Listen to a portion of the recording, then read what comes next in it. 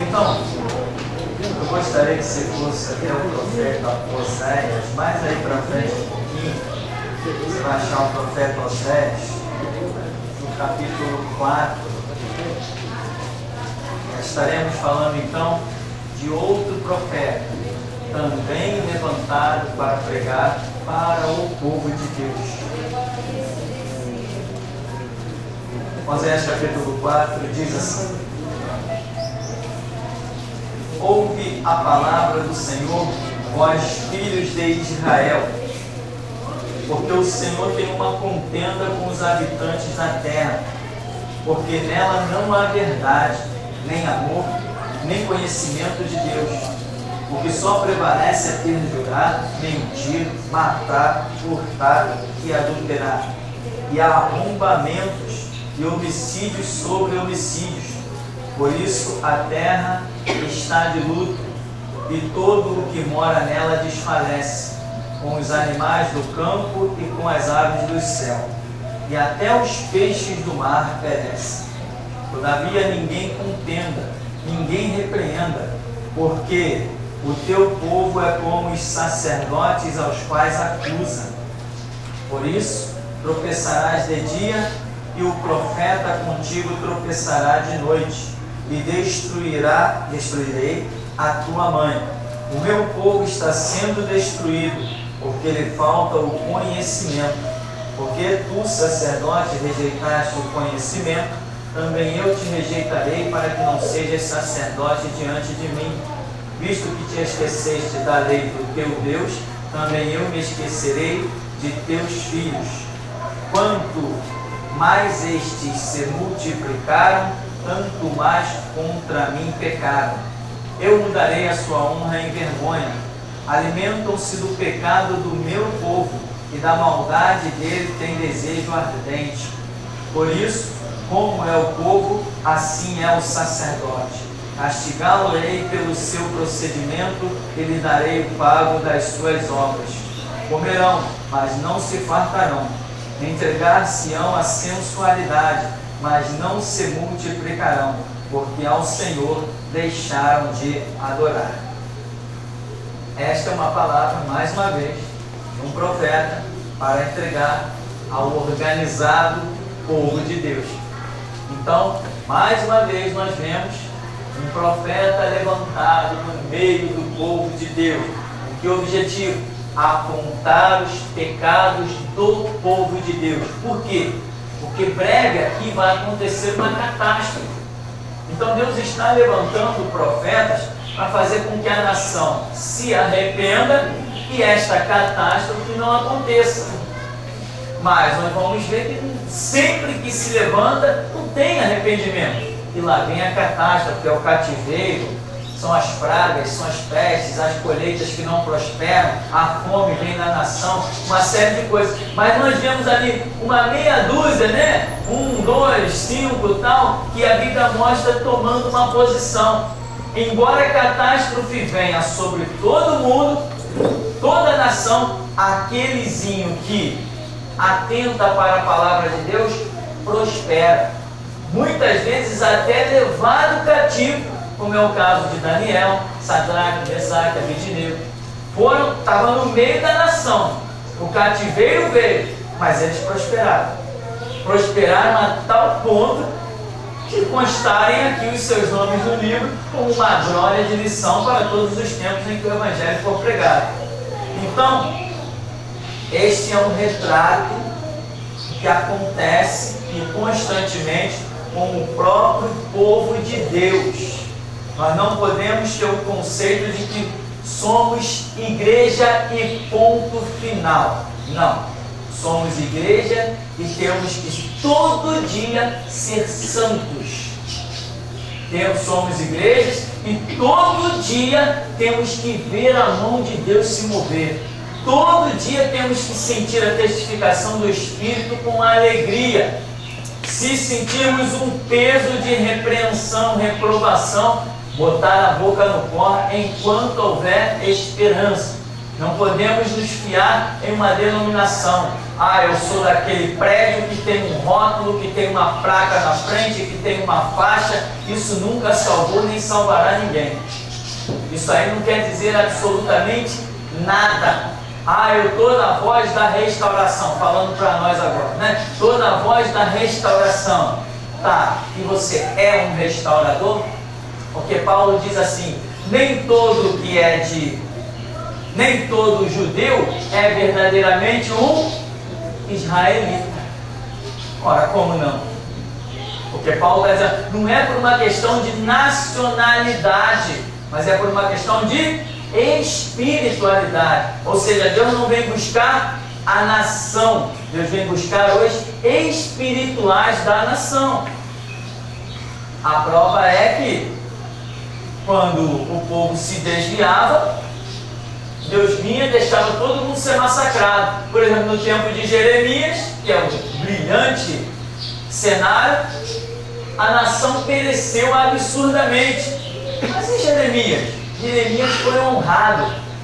Nós vimos Jeremias, que é aquele camarada, e mais dois, um que ajudou ele, que era eunuco, e o outro que escrevia Baraque, que escrevia as coisas que Jeremias ditava, que era um escriba do templo.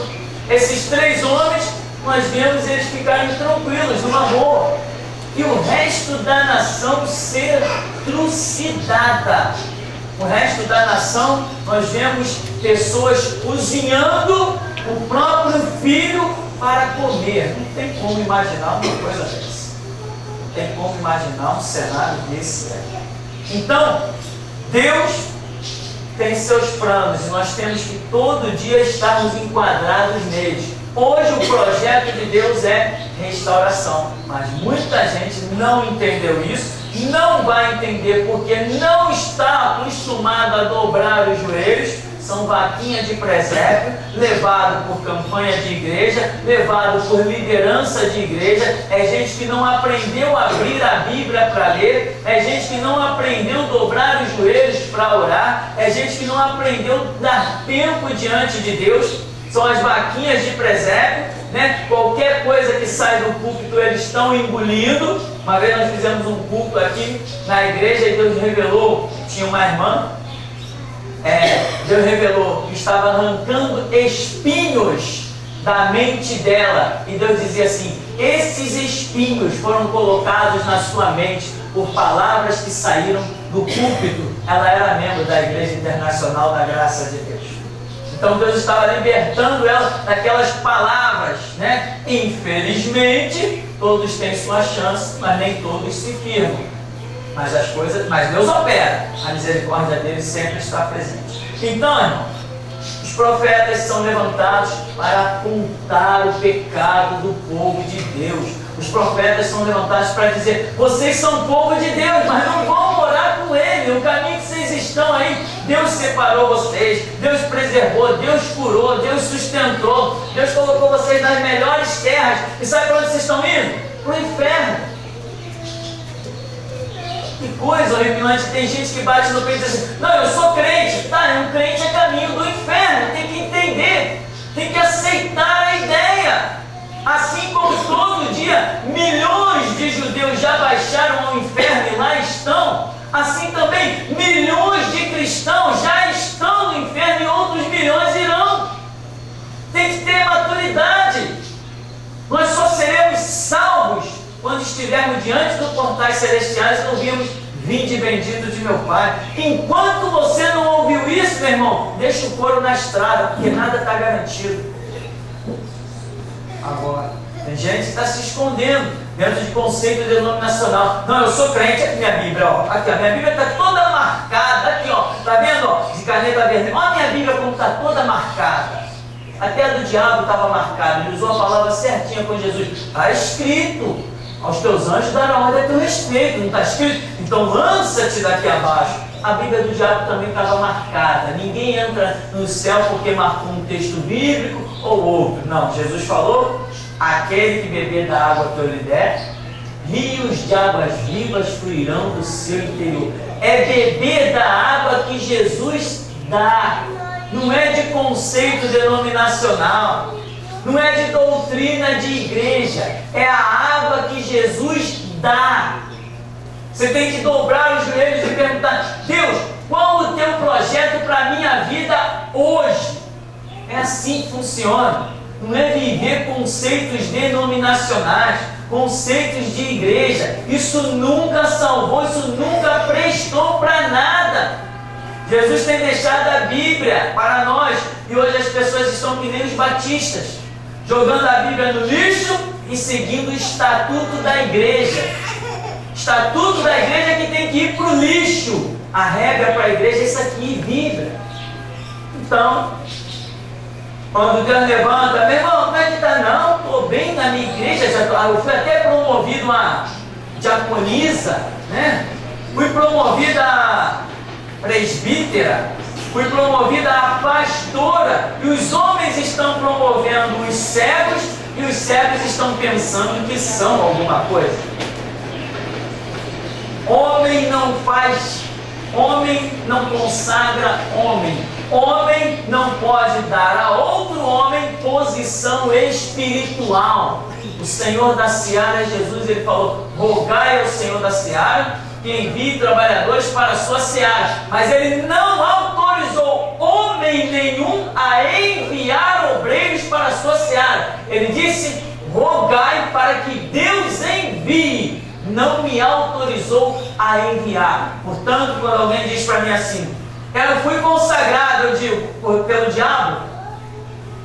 Eu fui consagrado a pastor. Por Satanás? Só se for. Esse negócio de homem, joga azeite na cabeça do palhaço, suja a roupa dele toda. Azeite tem que ser usado na salada, meu irmão, não é no cabelo de ninguém, não. Então, essas besteiras todas existem por aí. Por quê? Porque a igreja está cega. E o infeliz vai lá: vou fazer um seminário porque eu vou ser pastor. Ah, é? Eu sei que quando alguém faz uma faculdade de medicina, vira médico. Uma faculdade de matemática, pode até virar um professor de matemática. Agora, faculdade de teologia, transformar alguém em pastor, só se for pastor do diabo. Estudo da Bíblia não transforma ninguém em pastor. O que transforma é o chamado de Deus. Pode conhecer a Bíblia de capa a capa. Se Deus não chamou, não chamou e não é. Ninguém é porque eu tenho conhecimento, ou seja, lá for. É porque Deus chamou. E se Deus não chamou, não é. Mas por aí, né, nas denominações, eu fiz seminário, vou ser consagrado. Só se for pelo diabo. Porque homens não consagram homens. A igreja de Jesus Cristo não tem autoridade para consagrar obreiros para a obra. Não temos o sacerdócio de Jesus Cristo legado a nós, seres humanos, não nos dá a autoridade de consagrar outro homem para a obra, né? A exemplo disso tem a minha vida. Jesus se manifestou e disse: vai lá, rua tal, endereço tal, e funda a minha igreja. Não fui consagrado por ministério nenhum, revolucionei a história, e hoje todos os pastores, mesmo que não se curvem a voz da restauração, têm que admitir que eu sou terrível, eu sou pior do que eles, eu sou muito melhor, eu encaro tudo e todos, mas ninguém derramou óleo na minha cabeça. Eles receberam banho de óleo, de azeite, mas eles não têm a disposição que eu tenho. Quando me encontram pelas ruas, eu tenho muita coragem, cuidado, eu falo que eu só preciso de um cuidado, é de não transgredir a ordem do meu Senhor. O resto eu passo por cima de tudo. Então, meu irmão, este é o cenário. Você é chamado hoje para isso, para apontar. Ezequiel, aponta lá na cara de Jerusalém os pecados dele, fala dos pecados dele. Aí vem aquelas filosofias baratas. Não, irmão, quando você aponta com o dedo, tem 3 dedos voltados para você. Não me interessa que tenham 3 ou 20 dedos voltados para mim. Interessa que se Deus mandou botar esse na cara de alguém, eu vou botar no ponto final. Isso é restauração, é obedecer a Deus. Não, irmão, mas não fala as mãos do ungido do Senhor. Tá, se Deus mandou falar, eu falo. E cá entre nós, eu sei quando Ele fala. Então, não me interessam as filosofias, os conceitos, as interpretações bíblicas. Se Deus deu uma ordem, é para cumprir. Ezequiel vai lá e fala contra as profetas, contra os profetas, fala contra os reis. Jeremias fala contra os príncipes. Jeremias fala contra os sacerdotes. Mas quem vai falar contra os sacerdotes? Quem é maluco? Jeremias, eu mandei, vai e fala. Amém? É assim que funciona a regra bíblica. Você não pode ficar vivendo um conceito evasivo. Você tem que dobrar os joelhos e seguir a direção que Deus vai te dar. Agora, não esqueça que tem que ter disposição. Muitos já ouviram a voz de Deus, mas preferiram ficar na sua. Não vou entrar por esse caminho não, que é perigoso. Perigoso é andar fora do caminho que Deus propõe. Isto é que é perigoso. Se Deus te apontar um caminho em que você está vendo pela frente exércitos, espada, armas, mas foi o caminho que Deus te apontou, esse caminho é maravilhoso. Porque 1000 cairão ao seu lado, 10.000 à sua direita, e tu não serás atingido.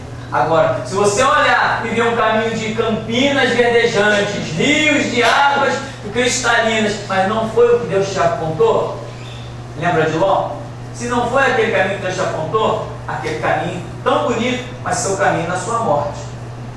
No capítulo 5 de Oséias, no verso 1, diz assim: ouve isto, ó sacerdote, escutai, ó casa de Israel, dai ouvidos, ó casa do rei, porque este juízo é contra vós outros, visto que fostes um lastro em Mispa e rede estendida sobre o Tabor. Na prática de excessos vos aprofundastes, mas eu castigarei a todos eles. Conheça Efraim e Israel. Conheça Efraim e Israel, não me está oculto, porque agora te tens prostituído, ó Efraim, e Israel está contaminado. O seu proceder não lhes permite voltar para o seu Deus, porque um espírito de prostituição está no meio deles e não conhecem ao Senhor. Olha o que Deus está dizendo. Tem um espírito no meio deles que não lhes permite voltar para mim. Mas por quê? Porque diz aqui, ó, no verso 2, na prática de excessos vos aprofundastes. Às vezes a pessoa vai se aprofundando, Deus vem e alerta, ela não dá ouvido, ela se aprofunda. E Deus vem e alerta, ela vai se aprofundando, se aprofundando, se aprofundando, vai se distanciando de Deus a tal ponto que o espírito das trevas vai se fortalecendo. Daqui a pouco a pessoa simplesmente não consegue mais dar meia volta e voltar para Deus. Mas Deus avisa desde o primeiro passo errado até os limites que Ele sabe com cada um. Só que a pessoa se aprofunda, se aprofunda, se aprofunda, de repente não consegue mais retornar para o caminho do Senhor, né? Então diz assim: o seu proceder não lhes permite voltar para o seu Deus. Um espírito de prostituição está no meio deles e não conhecem ao Senhor. Essa prostituição aqui não é prostituição ato sexual, não. Prostituição, principalmente no contexto de Oséias aqui, é todas aquelas práticas contrárias à palavra de Deus, porque no Antigo Testamento Deus se apresenta como marido e chama Israel como esposa. Já no Novo Testamento, Jesus é o noivo e a igreja é a noiva. Então o espírito de prostituição aqui significa que eles deixaram a lei de Deus para seguir outros quaisquer conceitos. Então, esta é uma realidade, né? Está dizendo: ouve isto quem? Sacerdotes, escuta, casa de Israel.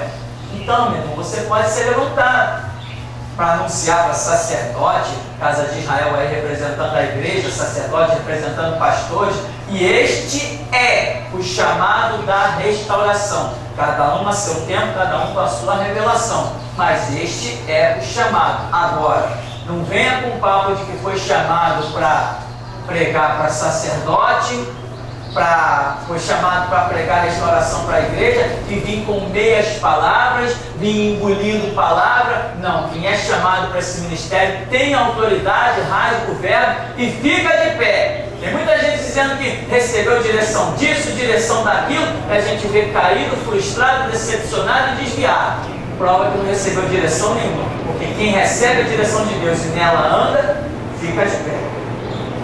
Aqui ainda no verso 5 diz: a soberba de Israel abertamente o acusa. Israel e Efraim cairão por causa da sua iniquidade, e Judá cairá juntamente com eles. Estes irão com os seus rebanhos, o seu gado, à procura do Senhor, porém não o acharão. Ele se retirou deles. Tem muita gente clamando com orações que sabe que não tem resposta, são apenas palavras persuasivas, um parafraseado meramente humano, não sente mais Deus, não sente os arrepios espirituais de Deus, não sente a força de Deus, apenas dobram os joelhos, fazem orações vazias e levantam e se autossugestiona dizendo que orou, quando na verdade não está sentindo nada mais de Deus, não está tendo mais nenhum contato espiritual. É o que está acontecendo com muita gente. Por quê? Porque Deus se retirou deles. Deus os abandonou. Ele disse que a procura do Senhor, porém não o acharão. Tem muita gente já que se aprofundou num monte de coisa, está procurando por Deus, mas não está achando. Porém, quando chega a voz da restauração, ainda assim não tem humildade suficiente para ver a realidade dos fatos. As pessoas insistem em dizer que estão de pé, quando Deus está dizendo que não estão. Insiste em bater no peito: não, eu também sou servo de Deus, eu estou na igreja, eu faço a obra. E tem muita gente realmente fazendo uma obra por aí que pensam ser obra de Deus, e quando nós dizemos isso não é obra de Deus, como que não é obra de Deus? Eu estou indo pegar as pessoas na rua para levar para a igreja, como que isso não é uma obra de Deus? Pois eu digo, não é obra de Deus. A obra hoje não é pegar a pessoa ímpia e trazer para dentro da igreja. Essa não é mais a obra de Deus nessa última dispensação da era da igreja, que será fechada neste século 21. A igreja de Jesus Cristo sai da terra no século 21. E quando eu digo que a igreja sairá da terra no século 21, eu não estou falando de denominação, eu estou falando de um mover do Espírito Santo chamado restauração. Aqueles que estiverem vivendo este mover, esses serão arrebatados. O resto fica para padecer aquilo que olhos não viram nem ouvidos ouviram. Nós tínhamos ainda algo a seguir, mas eu quero terminar indo à frente aí contigo no profeta Amós, para nós concluirmos esta etapa de seminário e vermos a direção que Deus nos dará para as próximas semanas.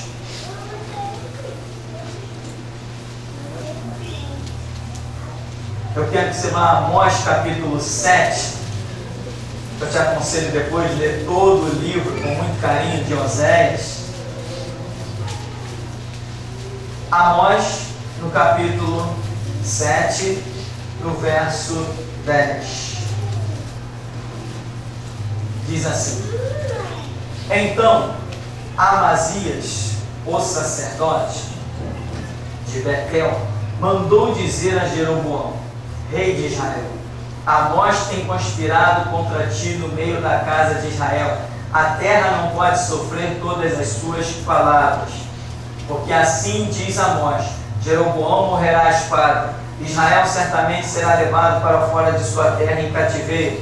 Então Amazias disse a Amós, o profeta: vai-te, ó vidente, foge para a terra de Judá, e ali come o teu pão, ali profetiza. Mas em Betel daqui por diante já não profetizarás, porque é o santuário do rei e o templo do rei.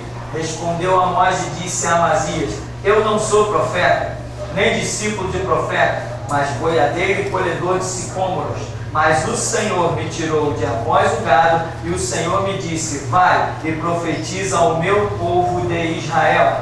Ora, pois, ouve a palavra do Senhor. Tu dizes: não profetizarás contra Israel, nem falarás contra a casa de Isaac. Portanto, assim diz o Senhor: tua mulher se prostituirá na cidade, e teus filhos e tuas filhas cairão à espada, e a tua terra será repartida a cordel, e tu morrerás na terra imunda, e Israel certamente será levado cativo para fora de sua terra.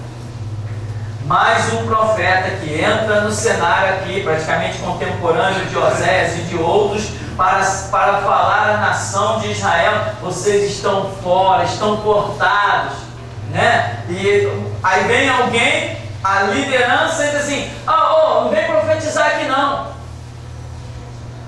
Isso aqui é a casa do rei, aqui está o santuário, vai profetizar lá para as tuas terras. Ele está dizendo assim: olha, eu não sou filho de profeta, nem profeta eu não sou. Mas, em outras palavras, o insatisfeito com o lixo espiritual que vocês têm jogado no meio do povo, sou eu. Então foi a mim que Deus achou. Amém?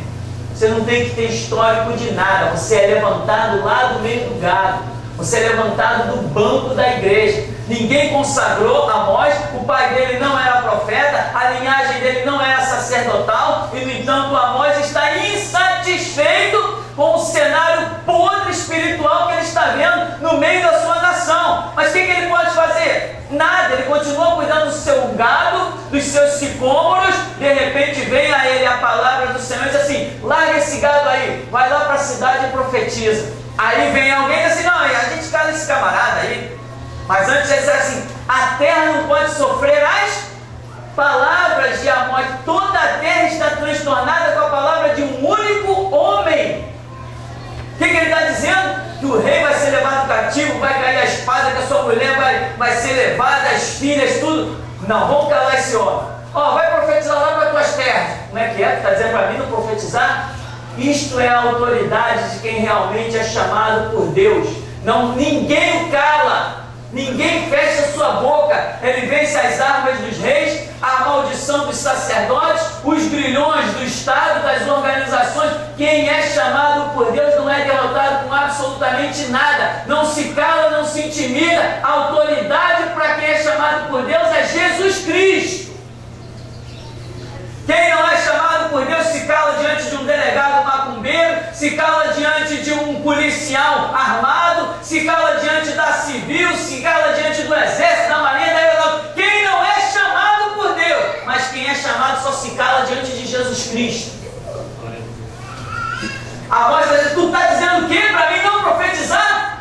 O que me mandou é muito maior que você. Tu está dizendo não profetiza, porque fique sabendo, tu vai ser levado cativo, tua mulher vai se prostituir, e toda essa nação profana aí vai ser levada cativa também. Não demorou muito, não demorou muito. Vem a avalanche e Deus permite os inimigos pisarem o solo de Israel e arrasar com tudo. Mas Amós foi chamado? Foi. O que ele encontra pela frente? Os sacerdotes, os príncipes, os reis e o povo dizendo: vai profetizar lá nas tuas terras, sai daqui, ninguém te quer aqui não. Nós já passamos, o ministério já passou pelo Nordeste. E lá no Nordeste já teve gente que disse assim: não, nós não queremos esse negócio aqui não, aqui nós já temos a nossa doutrina. Não demorou muito poucos dias, Deus levantou pessoas para ir para o Nordeste e distribuíram lá centenas de CDs e DVDs. Ninguém nos cala, ninguém nos intimida. A minha caminhada é me preparando para morrer por Jesus Cristo. Portanto, eu não enxergo barreiras. O mais precioso que eu tenho é a minha vida, e isso eu já estou disposto a perder por amor a Jesus Cristo. Então ninguém pode me parar. Ninguém vai fazer me calar. Se está de arma na cintura, se está rodeado de capanga, ninguém me cala. Quem tem chamado só fecha os lábios quando Jesus diz assim: fecha. Se Jesus não disser fecha, ao invés de dizer abre a tua boca e eu cá encherei, assim, meu irmão, a coisa acontece.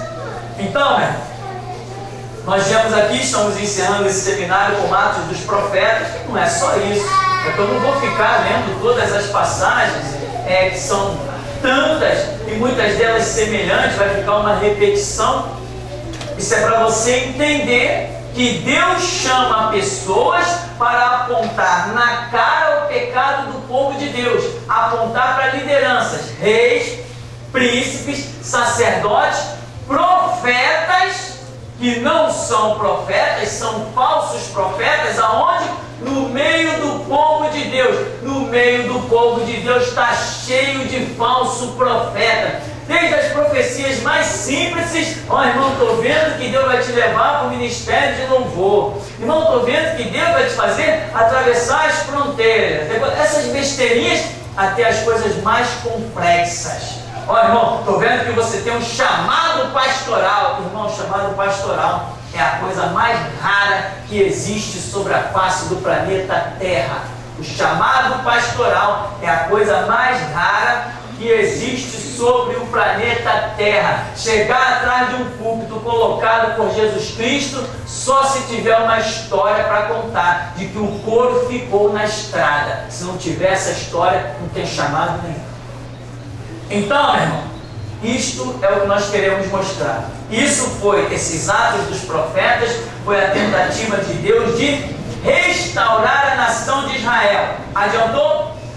Não. Israel prevaricou, mesmo que Deus mandasse profeta de madrugada, ao meio-dia, antes do café, depois do almoço, não interessava. Israel simplesmente prevaricou, não levou o seu projeto adiante. Deixa eu dizer uma coisa, não existe mais projetos de Deus com Israel ao sacerdócio, à liderança. O milênio será Jesus reinando da terra de Israel, mas não reinando com o judeu no sacerdócio. Quem estará reinando no milênio com Cristo no sacerdócio será a igreja que partiu restaurada, e aqueles que no tempo das dispensações passadas cumpriram realmente o seu papel. Mas com Israel será reerguido como nação, não como sacerdócio. Quem reinará no milênio somos nós. Porque Israel prevaricou, eles fracassaram. Jesus não pode agora, seria injusto Jesus lhes recompensar, os erguendo com sacerdócio. É muita injustiça, isso não acontecerá. Amém? Temos alguma pergunta antes de encerrarmos? Não? Tem? Uma pergunta do Antônio Luiz, de Minas Gerais. Eu gostei muito deste seminário. E um amigo que está aprendendo o Evangelho me perguntou se torcer ou ir a um estádio de futebol é pecado.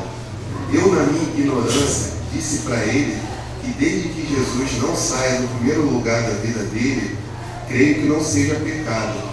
Até eu mesmo vou nos estádios de futebol assistir partidas. Torço para um time aqui de Minas. Mas Jesus nunca foi substituído por causa disso. Pastor, me ajude e me ensine se estou agindo errado. Bom, realmente Jesus não foi substituído. Aqui no Rio de Janeiro é meio complicado. Normalmente os dias de jogo são dias de culto, né? Então, ele que sabe o que vai fazer da vida dele. Eu não gosto de chegar e dizer, irmão, faz ou não faz, salvo em situações específicas em que Deus, na hora que a pessoa está falando comigo, ou se Deus previamente me tenha dado uma direção sobre a situação. Porque tem muitos irmãos que quando vêm conversar comigo, eu já os estou esperando vir. Porque Deus já falou comigo. Então, quando o irmão chega para conversar comigo, eu já sempre vou dizer para ele que Deus já tinha falado comigo uma semana antes, 10 dias antes, eu estou só esperando a hora que ele vem. Se não vier, Deus tem seus planos. Deus mostrou, tinha proposta, a pessoa não veio, não sei. Mas, num caso desse, eu não vou dizer vai para o estádio, nem vou dizer não vai. Porque nós temos um caminho aonde ali a gente encontra a resposta certa, e é o caminho da oração.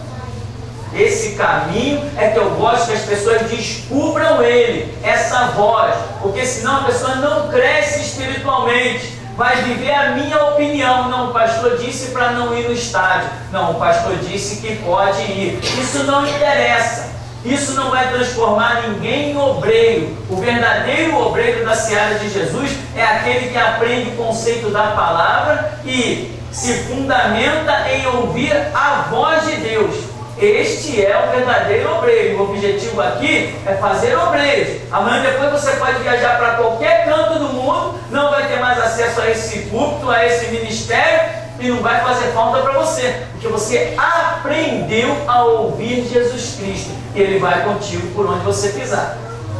O objetivo desse ministério é esse: Não é que ninguém fique dependente da minha pregação, da minha pessoa, ou do púlpito, ou da denominação. O objetivo é que você seja livre plenamente para fazer a obra de Deus. Agora, o que nós precisamos vigiar? Nós sabemos aquilo do qual nós nos alimentamos é o que vai realmente nortear a nossa vida. Se eu passar a minha vida comendo legumes, daqui a pouco eu vou fazer um exame médico e vai acusar que a minha vida toda eu passei comendo legumes. Se eu passar comendo carne, eu vou fazer um exame médico e vai acusar aquilo. Então, se eu estou me alimentando das coisas espirituais, opa, daqui a pouco Deus vai revelar do que eu me alimentei. E se eu estou me alimentando de coisas naturais, daqui a pouco todo mundo vai ver que a minha vida não foi para frente e que eu me alimentei de coisas naturais. Então, eu conheci o pessoal da Igreja Batista. O pessoal da Igreja Batista, sempre que tinha uma MPB aqui no Sambódromo, lá estavam eles vendo Djavan, Ivan Lins, tinha aquele um escurinho, Milton Nascimento, né? O pessoal da Igreja Batista não perdia uma. Era vôlei na praia todo sábado. Podia marcar qualquer programação na igreja, desde que não marcasse no sábado, porque no sábado você só encontrava com os jovens da igreja lá na praia. Então, hoje, essas pessoas estão por aí. Sabe o que é estar por aí? A maioria desviou-se, hoje já não são mais os jovens, são no nível da minha idade, desviados, e outros estão lá se arrastando dentro da igreja, se arrastando pelos bancos, sem nunca ter alcançado nada, sem nunca ter entendido um projeto de Deus, um propósito. Por quê? Porque eles se alimentaram dessas coisas. Então, daquilo do qual você se alimenta, é o que vai refletir a sua vida no futuro. Então, eu não estou aqui para dizer que, porque foi num jogo do Maracanã, caramba, acabou o mundo. Não, quem sou eu? Se Deus disser não vai nesse jogo e a pessoa for, complica. Ou, já que não é um conceito bíblico, se Deus não disser vai e ela ir, não, acho que não tem nada demais, tal, ela pode se arrebentar. Então, meu irmão, o caminho não é eu dizer o que é certo e o que é errado. O caminho é a pessoa ir para a intimidade dela no quarto com Jesus e ali ela descobre o que é certo e o que é errado. Eu não estou aqui para dar opinião na vida pessoal das pessoas, salvo quando Jesus me responsabiliza a falar. Várias vezes já aconteceu isso. Ele já me deu a revelação com antecedência, já me responsabilizou a falar, eu sou obrigado a falar. Mas se Jesus não me deu nenhuma prévia, eu não estou nem aí. Cada um tem que tomar o curso da sua própria vida. Eu fiz as minhas decisões desde que conheci o nome de Jesus aos 22 anos de idade. Eu tomei as minhas decisões e elas me trouxeram aqui. Cada um tem que ver que decisão vai tomar e nós vamos ver aonde a decisão de cada um vai conduzir. Pastor, uma pergunta do Rudney, do Ceará, que ele diz assim: por que Lucas em Atos 4:22 faz questão de enfatizar que o paralítico que fora curado por Pedro na porta do templo tinha mais de 40 anos? É para demonstrar que, porque muitas vezes os conceitos são de que certas enfermidades só podem ser curadas quando novas, né? E nem o conceito do judeu. Alguém poderia até ser ressuscitado até o terceiro dia. Então, isso é para demonstrar que o poder de Deus, dentre muitas coisas, tá? Mas em primeiro para demonstrar que o poder de Deus é transcendental. Nós ressuscitaremos no arrebatamento da igreja e vai ter pessoas sepultadas há milhares de anos. Lázaro foi ressuscitado com 4 dias, fugindo aos conceitos da nação judaica, que tinha um maior conceito de espiritualidade. Então, Jesus transcendeu a tudo isso.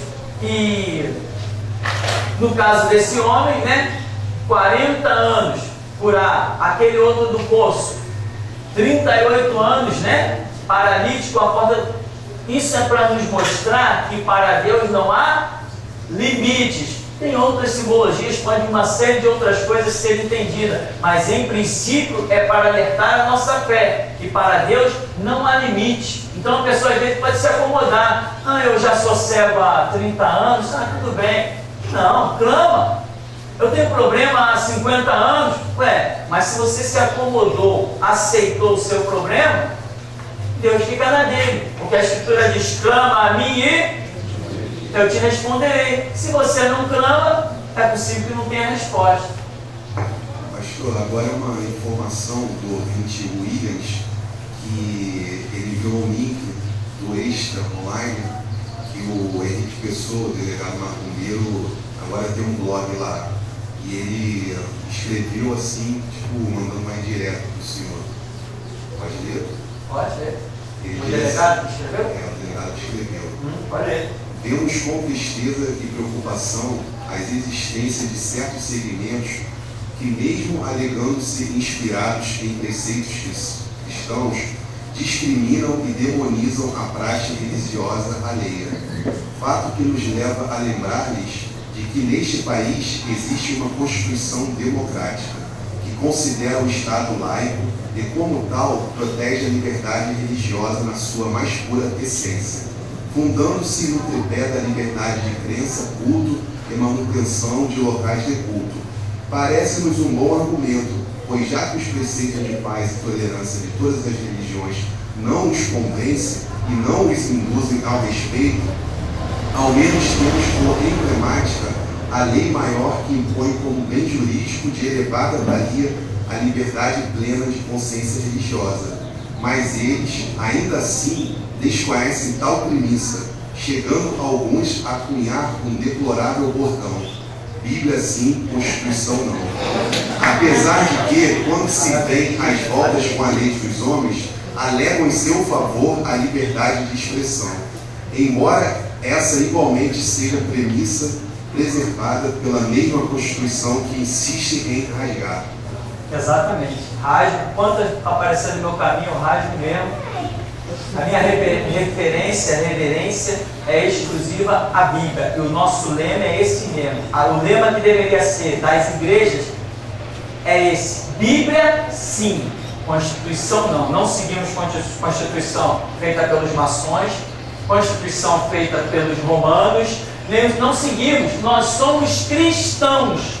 E para sermos cristãos temos que seguir a regra de Cristo. Se eu não seguir a regra de Cristo, eu não serei cristão. Entendeu? Agora, se eu posso usar a arma dos inimigos contra eles, uso mesmo. Só para que eles fiquem envergonhados, né? Se eu puder usar, eu uso mesmo.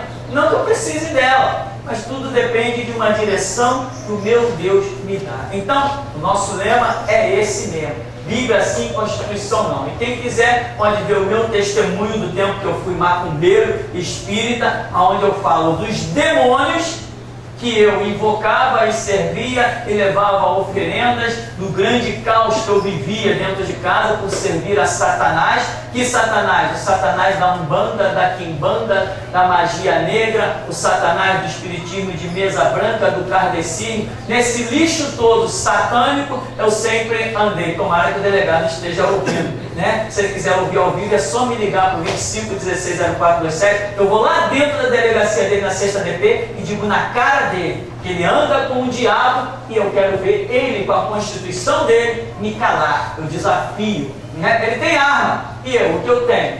Eu tenho Deus. E nós não faremos menção de carros nem de cavalos, mas do nome do Senhor. Ele pode mandar o recado que ele bem quiser, mas o que está lá na internet, lá vai ficar até o fim. E se porventura conseguirem arrancar de lá por decreto, sei lá de quê, não tem problema, a gente faz tudo de novo, espalha novamente nos 500 canais do YouTube, nos 500 canais do vídeo YouTube, é para ficar. A guerra está decretada, o nosso objetivo é denunciar as obras do diabo. Que obras são essas? Os terreiros de macumba onde eu andei, que continuam por aí, de portas abertas. Doa em quem doer. Ele pode jogar a piada que ele quiser, pode botar o recado que ele quiser, pode usar o slogan da nossa igreja, automaticamente está falando conosco. Isso é prova de que ele viu que não deveria ter mexido em casa de marimbondo, que eu falei na cara dele. Te enxerga, moleque. Tu está achando que prendeu um molequezinho do morro com maconha e cocaína? Toma vergonha. Eu disse isso na cara dele, dentro da delegacia dele, mostrando que ele não tem nenhuma autoridade sobre mim. Eu sou sacerdote do Deus Altíssimo. Então, está dado o recado, é bom que ele ouça, é bom que ele veja mesmo, e ele ainda não sabe o que vem pela frente, né? É uma pergunta do Rodrigues, do Ceará. Me desculpe a ignorância, mas é pecado fazer exercícios físicos em casa? Não, não é pecado, né? Paulo diz, o exercício físico para pouco aproveita. Não, talvez seja mais aproveitável do que o que Paulo disse, né? Eu aconselho a todos fazerem exercício, zelar pelo seu peso, porque isso é uma questão muito saudável, né? Então, separa o seu tempo de Bíblia, separa o seu tempo para ginástica também. Mais perguntas? Tem muitas? Mais uma? É uma pergunta do Lindolfo. Pastor, tive sonhos com 5 lideranças: R.R. Soares, Theo Osborne, Benihim, Marcos Marciano e Bispo Macedo, caídos da restauração, a qual o Senhor interpretou. Seria isso também uma forma do Espírito Santo ao seu povo, ou um chamado? Entendi muito bem a indagação dele. Bom, o fato é o seguinte, o sonho, ele até me mandou esse sonho, né? Mostrava claramente que essas lideranças, grandes lideranças, estavam fracassadas, né? Por negarem a restauração, por não aceitarem. É o que mostrou. Então eu creio que o sonho foi até bem pessoal para ele, para mostrar que realmente existe um conceito hoje implantado pelo Espírito Santo, que é a restauração, e quem está fora do mover de Deus. Eu acho que esse sonho foi bem pessoal para ele até mandou, né? Ele tem os detalhes do sonho que eu li, e até passei para alguns irmãos observarem como é que Deus fala de várias maneiras. Que às vezes a pessoa pode estar com alguma dúvida, não está entendendo alguma coisa. Se dobrar os joelhos, se orar, Deus vem e mostra. Se a pessoa não, eu penso assim, eu penso assado, aí meu irmão vai viver na ignorância. Mas se realmente dobrar os joelhos, Deus vai falar. Eu creio que Deus falou no pessoal com ele.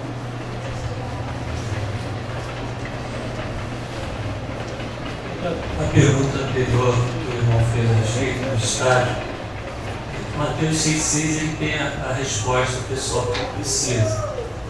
E também Salmos 1 nos deixa uma regrinha bem básica a respeito desse assunto, né? Inclusive, lugar para ter escarnecedor é estádio de futebol. Existem vários conceitos. Esse é o básico da Escritura. Então, o povo tem que ter conhecimento e ir para a oração. Mas às vezes tem gente que diz assim, eu tenho tanta curiosidade de ver um jogo no Maracanã, né? É um local turístico. Eu tenho tanta curiosidade. Se você acha que essa curiosidade é tão grande e você não está resistindo, dobra os joelhos e fala com Deus. Se o Espírito Santo te der liberdade de ir até lá e ver aquilo, muita gente acha aquilo belo, aquelas torcidas, se o Espírito Santo deu liberdade, eu não posso dizer que não, nem que sim. É pessoal.